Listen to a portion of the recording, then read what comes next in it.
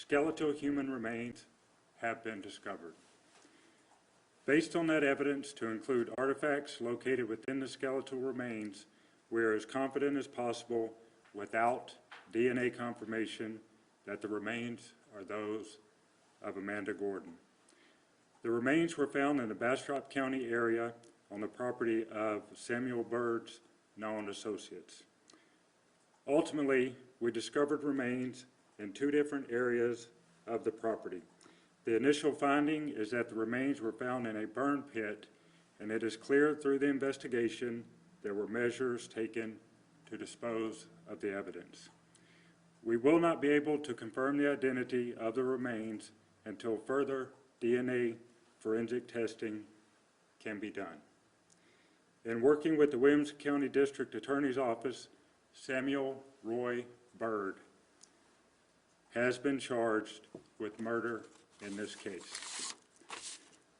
Again, this is still very much an ongoing and active investigation. We would like to extend our deepest condolences to Amanda's family and ask that you please continue to respect their privacy at this time. Thank you.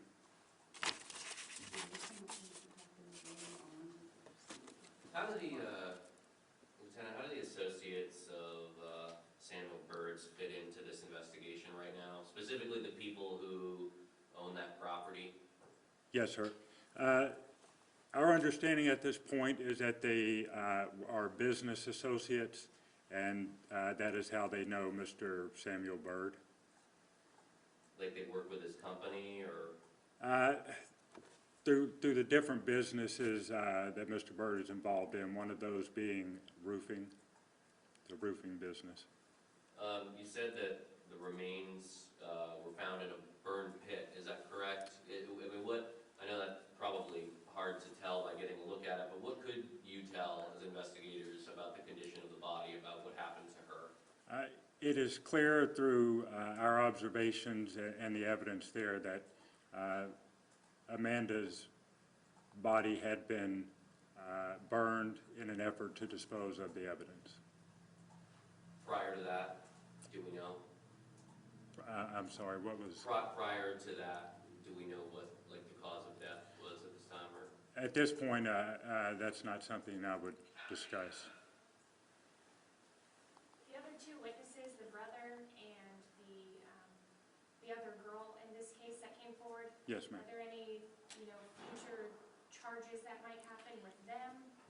At this point in the investigation, there are several open possibilities, but we're not at the point that we're going to discuss that any further. However, we are still investigating several different areas, and that does remain a possibility as to further charges. Did Samuel Bird tell detectives where to find his wife's body? No, he did not. How did you guys learn to look in that area? Through our investigative process, we were led to the area. The property owners have been very cooperative with our investigation and extremely helpful. Are there any identifying features or ways that you can, without using DNA evidence, determine the skeletal remains were hers, or with the confidence that you have? Through artifacts located within the skeletal remains in the burn pit, through the identification of those artifacts, we feel confident, short of DNA confirmation, that the remains are those of Amanda Gordon. Through your investigation, have you put together a sequence of what led up to her death? Was there a fight? Was there anything? Can you explain that? At this point, to preserve the integrity of the investigation, I don't want to get into all of those details. However, I will say that through the evidence in the investigative process, it is fairly clear that an act of violence occurred here in Cedar Park, which ultimately led to Amanda's death. Can you describe that area where the remains were found? Was it a rural area?